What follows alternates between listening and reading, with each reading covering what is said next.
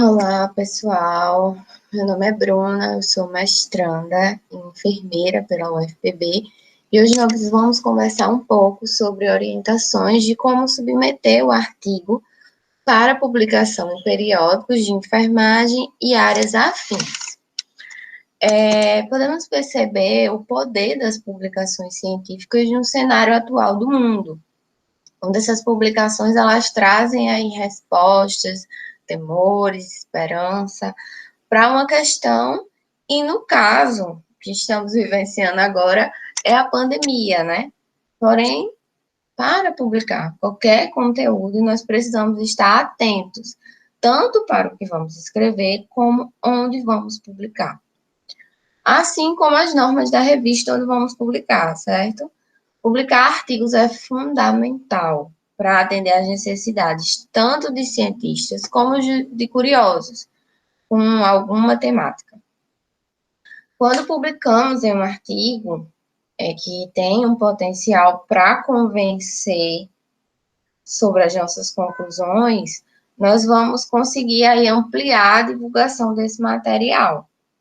Essa nossa aula é baseada no livro de Gilson Volpato, e ele está nas nossas referências no final dessa aula, que vocês vão poder acessar esse material, certo? Então, a nossa aula vai ser dividida em 3 tópicos. Bases para uma publicação, processo de publicação e como publicar. Então, vamos começar por bases para uma publicação. Por que eu devo publicar? Hoje, alguns de vocês podem responder. Porque eu preciso para uma conclusão de curso, ou preciso melhorar meu currículo, para alguma seleção, mas publicar tem um sentido bem mais amplo. A ciência, quando a gente toma para algo individual, ela faz com que aquele conhecimento não seja divulgado. Então, outras pessoas não vão ter acesso àquele conhecimento que você tanto lutou para pesquisar e escrever. Então, do que adianta tanto esforço e deixar aquilo guardado? Quando a nossa pesquisa é vista por outros cientistas, ele enriquece o conhecimento acerca do objeto de estudo. E quando eu falo enriquece, pode ser tanto na crítica positiva quanto na negativa, na inclusão de algum pensamento que você não conseguiu ter. E assim, ele pode ser utilizado como ideias para novas pesquisas na área. Esse conteúdo vai fazer com que esse pesquisador, muitas vezes, ele perceba a necessidade de outros estudos sobre esse mesmo tema, porém de outra forma. Então, um exemplo disso são muitas das ideias que vocês tiveram para elaborar o TCC, ou o orientador de vocês para elaborar algum projeto, após a leitura de artigos, você percebe a necessidade de um estudo a mais sobre um determinado conteúdo, de forma que esse assunto fosse aprofundado. E é por isso que a publicação científica é parte essencial da crítica e da divulgação do conhecimento científico, que tem uma função fundamental de resolver problemas. Ele faz com que outras pessoas e outras gerações acessem as nossas descobertas, certo? Mas para isso, ele deve gerar um conteúdo confiável. Como eu falei para vocês no começo, o nosso material ele deve ser de qualidade, para que outros pesquisadores tenham acesso. E logo depois a comunidade não científica, afinal, não só pesquisadores vão ler o nosso manuscrito, o nosso artigo publicado. Outras pessoas curiosas, pessoas que estão procurando saber sobre a temática, vão querer também ler o nosso artigo. Então, o que é o conhecimento científico? O conhecimento científico é o nosso baú de teorias, que já foi aceito pela comunidade científica. E aí nós usamos para responder questões.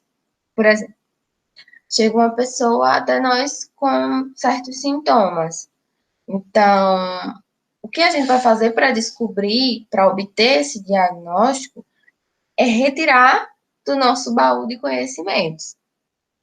Então, segundo Volpato, que é esse autor que eu estou utilizando na apresentação, o método científico que reúne critérios mínimos para que a sociedade científica ela aprove a sua ciência e considere como conhecimento científico, como ciência, como científico, não é suficiente para convencer os cientistas. Então, é por isso que existem vários artigos que não são reconhecidos. A gente vê aí vários artigos que nem se ouve falar, que a gente publica e não tem relevância. Então, apenas publicar o artigo não é suficiente. Ele tem que produzir conhecimento científico, que pode ocorrer do pesquisador não ter clareza, ou um argumento forte, o suficiente para convencer outros pesquisadores, certo? Então, o que caracteriza uma revista científica? Com esse boom de notícias que nós temos hoje em dia, a internet está cheia de conteúdo. Porém, temos que separar o que é e o que não é publicação científica, certo? E aí, revistas científicas, elas têm a existência da análise crítica do conteúdo, exercida por especialistas reconhecidos pela comunidade científica. Então, para analisar o conteúdo da revista, ela é feita pelo sistema peer review, que é uma revisão por pares, que é feita pelos revisores, e esses revisores, eles permanecem anônimos para os autores. E apesar de alguns revisores abusarem desse anonimato, o sistema peer review, ele é muito importante para dar confiança ao conhecimento científico, certo? Então, as ideias, ela têm respaldo empírico, um discurso lógico e coerente. E existem diversas formas de publicações, e nós vamos diferenciar algumas por algumas questões, certo? O livro, por exemplo, ele tem uma visão ampla sobre um assunto. Ele é mais didático, ele não tem muita preocupação de justificar a conclusão, certo? A tese, nós podemos dizer que ela está ancorada em uma hipótese. Na pós-graduação, ela é defendida diante de uma banca e analisada pelo aluno e orientador. O TCC atualmente está ligado à conclusão de curso da graduação ou uma pós-lato sensu. Podemos ser uma pesquisa original, uma revisão de literatura. O review, eles são considerados uns artigos de alta qualidade conceitual, que pegam várias publicações e realizam a análise desse conteúdo, gerando uma conclusão original, certo? Então, no review, você não vai fazer uma conclusão com as mesmas palavras que estão nesse compilado de publicações. Essa é uma conclusão original, sua. Um artigo de revisão, ele tem que contemplar um dos itens citados pelo ISI, que é o Institute for Scientific Information, que diz que ele deve citar mais de 100 referências, ou estar em periódicos de sessão de revisão, ou ter no título a palavra review e ou o abstract, citar que é uma revisão. O full paper, ele é diferente do review, porque ele vem com a ideia original, e diferente do short communication, que eu vou falar mais à frente, porque tem uma resposta completa sobre algo. Esse tipo de texto, ele demonstra empiricamente alguma ideia original, certo? O short communication também tem ideia original, mas ele não se aprofunda, ele é mais rápido, porém com um grau de novidade maior, certo? Maior não, grande. Um exemplo é na revista Science, onde tem publicações de 600 a 800 palavras, já com autores, filiações, ilustrações, e sem passar de 6 referências. Isso é um exemplo, certo? Mas é basicamente isso nas outras revistas. O case studies são muito usados nas áreas médicas para descrever algum caso clínico similar. Não é considerado de grande valor por ser um texto descritivo, certo? O resumo é a sua porta de entrada, é o convite para que mais pessoas conheçam seu projeto. Quando ele está no início de um artigo, ele apresenta de forma sucinta o conteúdo daquele material. Quando ele está em um congresso, o resumo é um resumo de estudos que o autor vai apresentar no congresso. O resumo expandido, ele pode ser entendido como um resumo maior. Ele se difere do short communication porque o artigo curto é validado pelo peer review, que eu falei mais para trás, certo? O letters, em geral, são cartas enviadas pelos autores para os editores, que falam um pouco sobre o artigo publicado com as suas opiniões. E nem sempre eles vão ser aceitos, certo? E, finalmente, o que é o manuscrito? O manuscrito, ele é um texto que o autor escreve. Ele é submetido para publicação. Representa a proposta do autor para os editores que o julgarão, podendo ou não ocorrer a publicação. O manuscrito não se aplica apenas a artigos, mas a qualquer outra forma de publicação. Então, o manuscrito, ele distingue-se do artigo, pois o artigo já foi publicado. E aí, o que é ISI, o que é Web of Science, o que é JCR, o que é Scopus?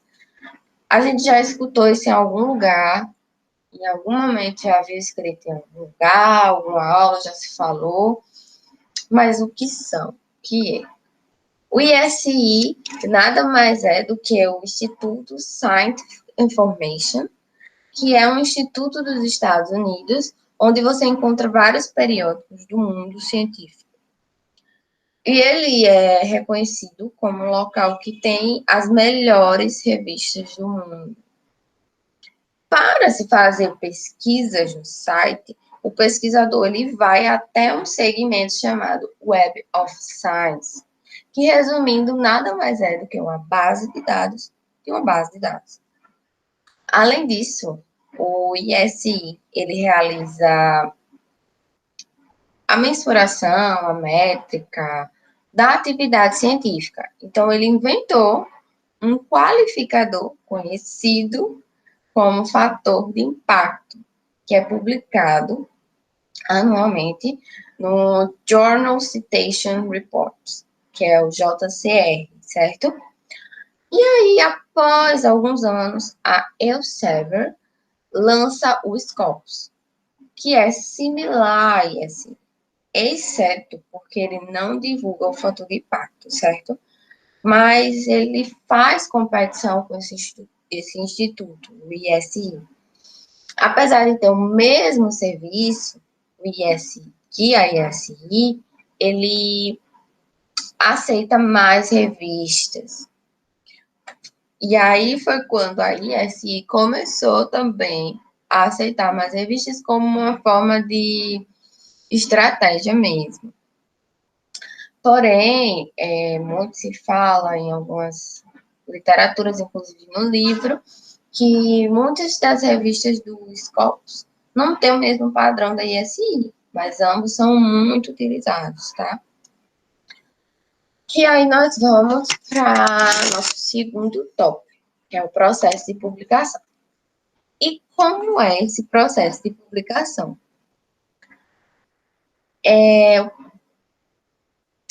Primeiro, a gente vai preparar o manuscrito a ser submetido e submeter à revista que desejo. Preparar, como assim? O processo para submissão ele é simples. O site da revista tem tudo que a gente pode imaginar para ajudar o autor para submeter esse manuscrito, certo? Lá vai conter todas as normas. Cada revista tem a sua forma, certo? Cada revista tem como preparar o seu manuscrito. Não adianta você submeter para a Gaúcha, preparar o manuscrito para a Gaúcha, e se ele não for aceito, pegar e já jogar para Ciência e Saúde, da mesma forma que você submeteu na Gaúcha. Não adianta. Você tem que preparar para aquela revista. E aí o manuscrito chega ao editor ou a algum assistente designado. Mas como é que ele chega? Ele chega por meio do autor correspondente. O autor correspondente, ele pode ser tanto o autor principal ou qualquer um dos autores que escreveram aquele manuscrito. O autor correspondente, ele fica responsável por fazer essa ponte entre a revista e os outros autores, certo? Normalmente, só uma pessoa que fica responsável e ela fica recebendo. Caso seja adequado ao objetivo da revista, ele vai ser enviado aos revisores. E aí, após cada revisor enviar suas respostas ao editor, ele vai examinar cada parecer e vai fazer sua síntese emitindo sua decisão. Então, a gente percebe aí que o revisor ele, que faz a leitura, dá o parecer, e o editor que vai dar a sua decisão, a decisão final. Tomada a decisão, o manuscrito vai cair em uma dessas categorias: aceito sem modificações, aceito com pequenas modificações, poderá ser aceito com maiores modificações, não aceito, mas pode ser ressubmetido.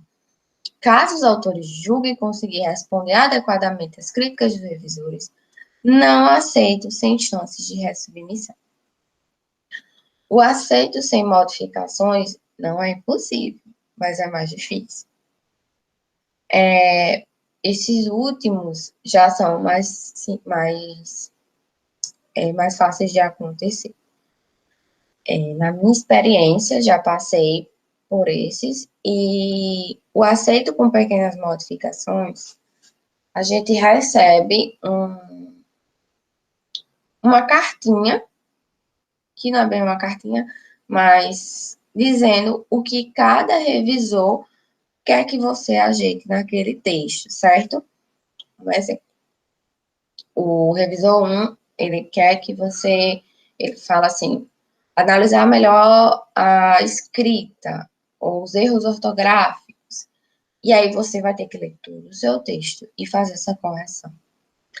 E no meu caso, eu não acredito que nas outras revistas também, você tem que destacar esse local onde você fez a alteração. Então, se eu achei um erro de alguma palavra, eu vou destacar ela em vermelho, amarelo, na cor que for pedido por eles, certo?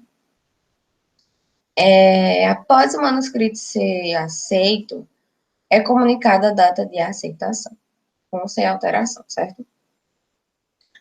O manuscrito, cada revista, ela tem uma taxa. Então, para submeter, algumas não cobram, outras sim. Se você for submeter, eles já cobram uma taxa. E se for aceito, eles cobram outra taxa, certo? A taxa não é devolvida se o seu artigo não for aceito. Fiquem cientes disso. Então, é uma taxa que vai ser dividida entre os autores e para poder submeter esse artigo e para poder publicar após aceito, certo? Tem outra taxa também, que aí já é para tradução do artigo. Algumas revistas, elas sugerem a quem elas querem, outras você tem que ir atrás de alguma empresa séria que faça essa tradução, e aí ele vai cobrar um valor X pelo seu artigo. E como submeter um manuscrito científico? O primeiro cuidado a se tomar é saber se o seu manuscrito está adequado ao perfil da revista escolhida. Então, a gente, assim que entra na revista, vem falando sobre a revista, vem falando o que é que tá, o que é que foi publicado, tudo mais, e às vezes em alguma aba, ou até na frente, vem falando um pouco da revista, o que é que ela aceita, qual a característica daquela revista, certo? Dos artigos que estão sendo publicados, o que é que aquela revista quer.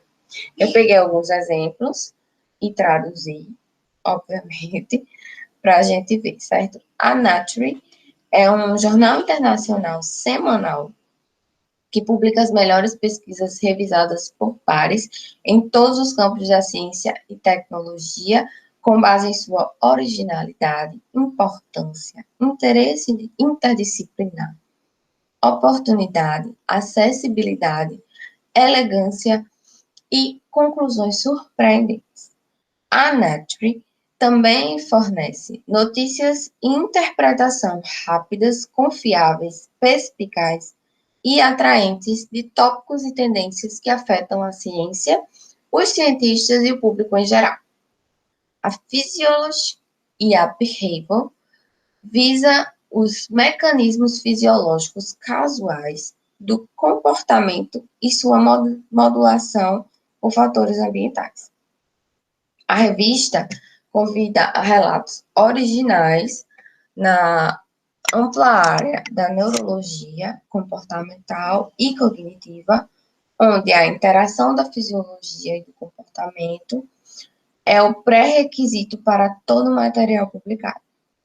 A gama de disciplinas inclui a neuroendocrinologia comportamental, psiconeuroimunologia e aprendizagem e memória.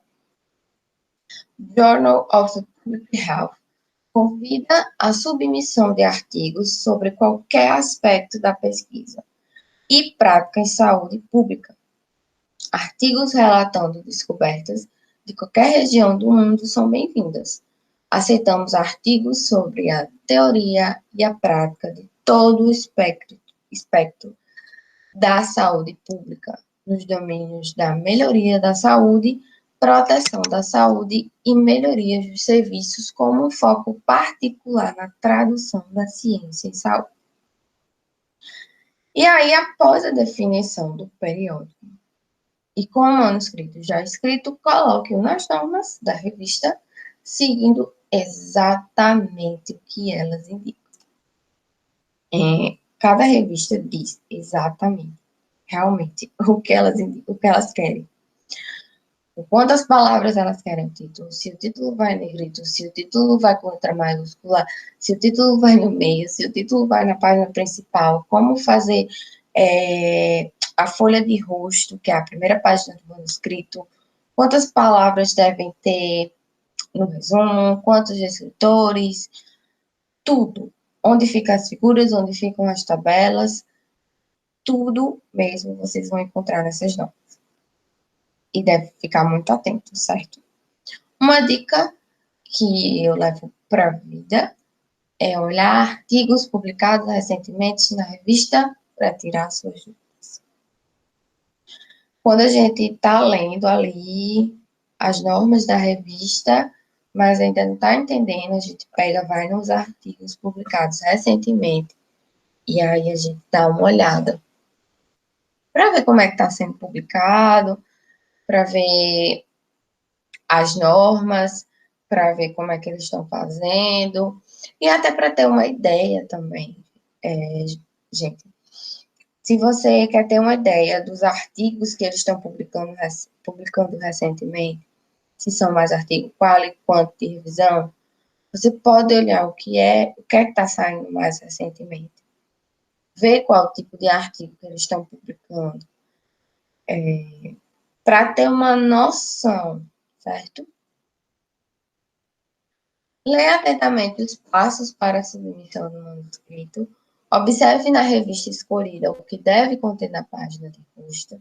Anexe cada parte do seu manuscrito no local solicitado. É muito importante. A gente vai fazer um treinamento da Revista Gaúcha na aula, e aí vocês vão perceber que cada parte, cada etapa tem uma coisa para se escrever. Aqui você escreve o nome dos autores, aqui você bota o artigo, aqui você bota o resumo, aqui você bota os escritores. Cada lugar tem onde anexar uma coisa. Faça uma carta breve ao editor. Na carta, você deve dizer qual a importância do seu artigo. Por que o seu artigo é tão importante?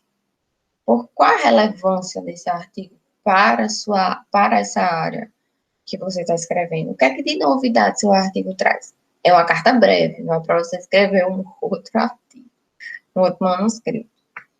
Quando você submete o manuscrito, faz a submissão em nome de outros, então esteja certo que todos concordam com essa submissão, principalmente se o artigo não é seu. Se alguém, eu tenho um artigo aqui guardado de uma pessoa, vamos submeter? Pergunte à pessoa que escreveu, certo? E o que é avaliado em um manuscrito? Cada revista tem o seu jeito de avaliar, certo? Então, essas questões aí são as que eu encontrei no livro, e são questões que basicamente compõem a avaliação. Mas cada revista pode avaliar uma coisa diferente, não uma mais ou uma menos. Novidade. Não basta o trabalho estar correto, precisa trazer novidades. Você pode estar pensando aqui, ninguém mais publicou esse conteúdo. Só que se você publicar, se você procurar, mais alguém já escreveu a mesma coisa que você estava imaginando. Então, tem que procurar, tem que ler, tem que buscar artigos, tem que buscar coisas para te embasar na sua escrita, até onde foi aquela pesquisa e o que é que você quer aprofundar. Fundamentação do objetivo, uma boa razão para que tenha sido feita a pesquisa. Por que é tão importante? Porque o que é que seu objetivo vai trazer de tão importante? A adequação da metodologia. De nada adianta uma proposta interessante se for executada de forma equivocada. Você tem que ter o passo a passo e seguir o passo a passo da sua metodologia. Você colocou um critério de exclusão ou de inclusão, e quando chegou lá no do seu campo de estudo, você fez totalmente diferente. Ou a sua metodologia nem se encaixa na sua pesquisa. Não tem nada a ver, você não vai conseguir coletar nada por causa daquela sua metodologia. O embasamento empírico, que é uma construção crucial nas ciências empíricas. O excesso de informações inclui apenas informações necessárias para a sua discussão. A abrangência das referências. Não esqueça de considerar artigos relevantes presentes na literatura específica. Não esqueça de referências internacionais. Não esqueça de citar referências da revista também, da revista que você vai publicar. Não esqueça de colocar referências atuais, no mínimo 5 anos para cá, a não ser que tenha algum autor que é muito importante, ele é de 2011, 2000, e você tem que citar. Ou tem uma escassez muito grande de artigos, e se você só encontrou de 2014, mas tente fazer com que a maioria das suas referências sejam atuais. Com questão da forma, a word expressions, qualquer excesso são tidos como um erro de estilo científico na ciência internacional. Repetição de informações, nunca apresente o mesmo resultado em duas formas. Gráficos e figuras devem ser as mais simples e claras possíveis. Cuidado na hora de querer escrever demais, de falar demais, de fazer um texto gigante e no meio colocar uma receita de miojo. Não adianta. A gente tem que ter um texto enxuto, denso de conteúdo, que quando eu leio um parágrafo, eu já sei tudo que você está falando. Não adianta você fazer uma introdução de 5 páginas, colocando 1000 abobrinhas lá dentro, e a gente vai ler e vai ficar assim, sim, mas você está falando do quê? Vamos fazer uma coisa enxuta e densa. E isso só vai ser possível quando você tem propriedade do seu objeto de estudo. Não adianta você querer fazer uma pesquisa sem saber o que é que você está falando. Ah, eu quero falar sobre puxar pela criança com doença crônica hospitalizada.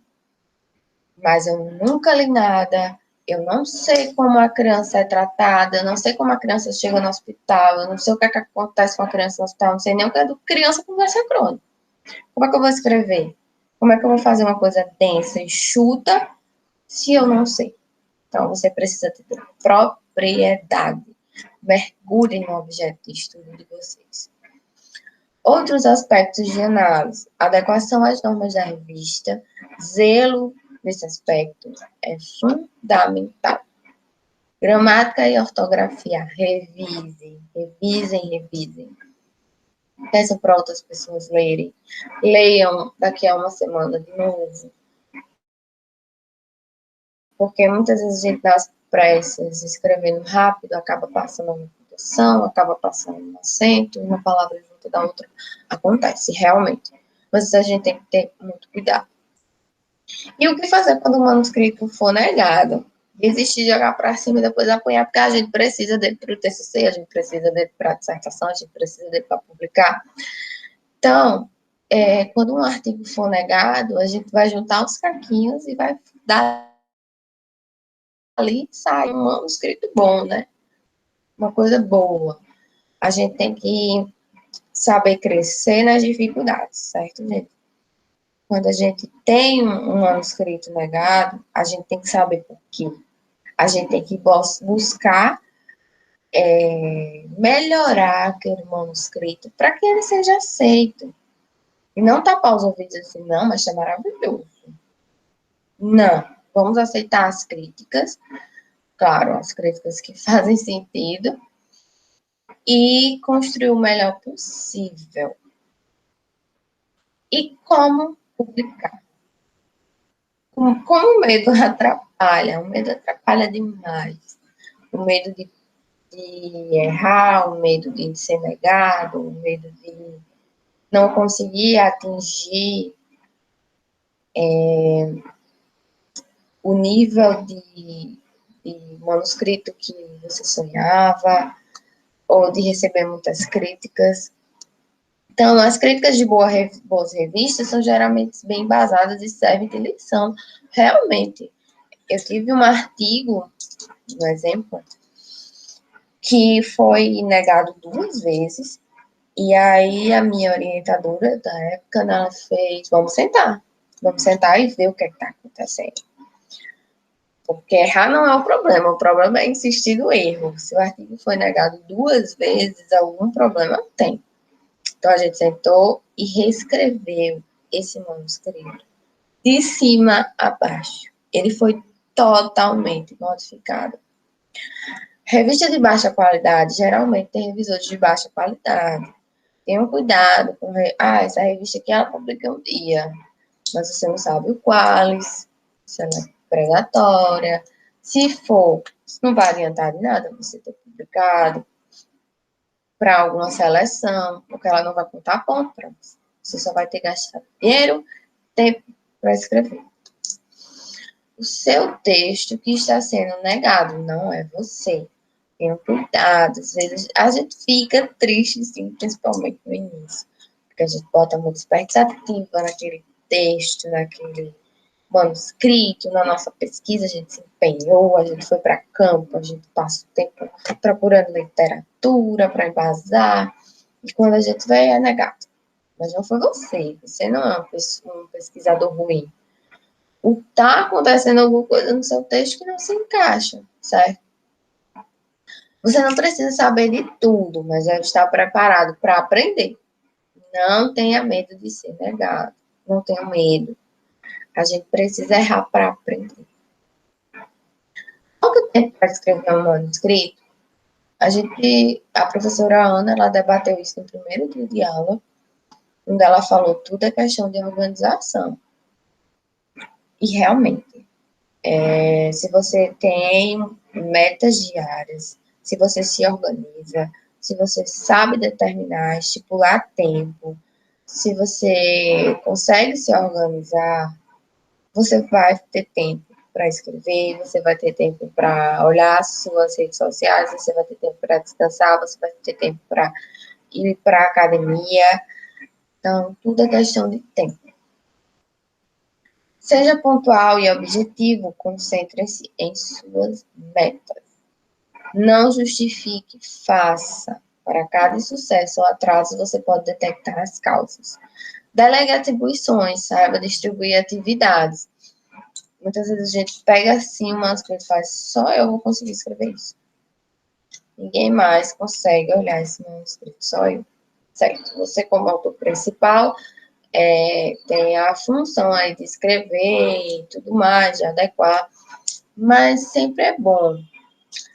Vou dar um exemplo de um artigo que eu estava escrevendo e eu estava tendo muita dificuldade para procurar artigos internacionais. E uma pessoa que estava no meu artigo era muito boa em artigos internacionais. Então, eu fiz, Fulana, por favor, procura mais artigos internacionais para a gente poder colocar nesse artigo, nesse manuscrito. Então, você pode fazer isso. Você pode delegar funções. Pessoa X, me ajuda aqui a construir essa conclusão, a corrigir essa conclusão. Divida. Evite reuniões, selecione as reuniões em que você pode contribuir significativamente. Fale pouco, não incomprile o assunto. Diga não, você não vai ser menos querido por isso. Não postergue, não empurre os compromissos para a frente. Planeje bem. A falta de planejamento é uma das principais causas da falta de tempo. Cuidado com e-mails e internet. Se não for bem administrado, você pode perder tempo. Literalmente, a gente pega no celular para olhar o Instagram, de manhã você já está de novo, porque perde tempo. E quais são os passos para a publicação? Eu coloquei até essa tirinha aí, que é um ciclo, né? Ler, escrever, para poder limpar, ler, dar uma golada de café e repete. É isso. É ação. Você tem que ter iniciativa. Não adianta só querer. Você tem que se esforçar. Escolha o nível do periódico em que você deseja publicar. Examine artigos de alguns periódicos. Idealize um projeto que considere estar no nível desses que observou anteriormente. Execute o projeto com o máximo de rigor. Conclua seu estudo e certifique-se de que a qualidade foi mantida. Redija da melhor forma possível. E prepare-se para corrigir. Resumindo, tenha atenção no que você vai fazer, procure se informar com relação da onde você vai publicar, escreva com qualidade, procure escrever com qualidade. Se você está achando que não está, procure a ajuda do seu orientador, de alguém que tenha mais experiência na área. E prepare-se para corrigir, prepare-se para estar sempre ali disponível para mudar alguma coisa, para alterar alguma estrutura do seu manuscrito. E nós temos um checklist para publicação. O manuscrito, ele atende aos objetivos da revista? Igual eu falei lá atrás, cada revista publica uma coisa. Então, a gente tem que ter cuidado e analisar bem para ver se está atendendo os objetivos dessa revista. Para não submeter e ficar esperando, e vai perder aí uns 3 meses esperando essa revista olhar, um exemplo. Podendo colocar em outra revista que tem a ver com o seu estudo. O objetivo ou a conclusão são de interesse para o público dessa revista? O artigo está bem estruturado, sendo sólido, conciso e claro? O título é curto, informativo do conteúdo de fácil compreensão, podendo atrair leitores? O resumo é curto e em sequência adequada? As palavras-chave são adequadas ao âmago do trabalho e atrairão os leitores? O objetivo, ele pode ser deduzido das justificativas apresentadas na introdução? O material e método é de fácil entendimento, permite a reprodução do estudo? Apenas os resultados necessários às conclusões foram incluídas? Os resultados estão apresentados de forma simples e clara, evidenciando os estudos mais relevantes? As conclusões baseiam-se em dados estatisticamente válidos? A discussão leva o leitor a aceitar a conclusão e não há devaneios? A redação é concisa, simples, clara e objetiva? Então, a gente tem que ter muito cuidado. Na aula anterior, Jamira e a professora Jordana tocaram muito nesse assunto, para nós termos cuidado na redação do nosso manuscrito. Na hora de preparar esse manuscrito, ele tem que ser todo casado. A conclusão deve casar com o objetivo, que deve casar com o que eu estou dizendo na introdução, casar com a minha metodologia, com o meu resultado, com a minha discussão. As conclusões são relevantes e solidamente demonstradas. O manuscrito obedece rigorosamente às normas da revista. Todos os autores leram o manuscrito e concordam com o texto. E aí, por fim, resumindo, o que nós percebemos é que publicar um artigo não é difícil, porém, exige dedicação da nossa parte. A gente deve estar pronto para receber críticas, receber elogios, para realizar correções, para ir voltar artigo com o nosso orientador, para ir cair a campo e se dedicar ao máximo. Então, publicar artigo exige muito foco. Não publicar em si, mas preparar esse artigo. Vamos ter cuidado, observar o checklist.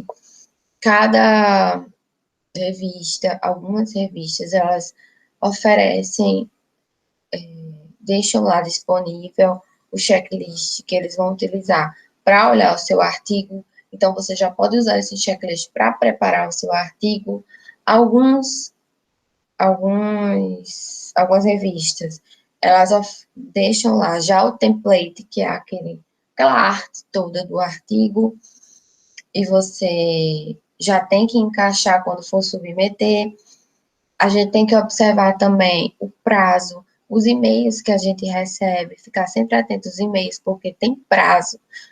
Um exemplo, a revista quer que você ajeite alguma coisa e ela vai dar 7 dias para você corrigir. Se em 7 dias você não corrigir, você vai ter que refazer a submissão e aí vai começar tudo de novo, toda a demora, toda a espera. Ficar atento a o que a revista quer, se ela quer o título, onde ela quer o título, onde ela quer a folha de rosto, se ela quer a carta para o editor, como é que ela quer que você coloque cada coisa. Ao final, quando seu artigo for aprovado, você vai receber uma prova do artigo, onde você vai poder realizar correções, ajeitar o nome de alguém, então você tem que ler ele de cima a baixo, bem direitinho, para ver. Nós precisamos publicar coisas relevantes para a nossa área, nós precisamos ter cuidado nos nossos argumentos, escrever conclusões e manuscritos que sejam bem embasados, com referências boas, internacionais e nacionais atualizadas, de boas revistas, selecionar bem as nossas revistas, saber onde nós queremos publicar, certo? Então, muito obrigada, um pozinho de prosperidade na pesquisa de vocês aí, e eu tenho certeza que vocês vão arrasar.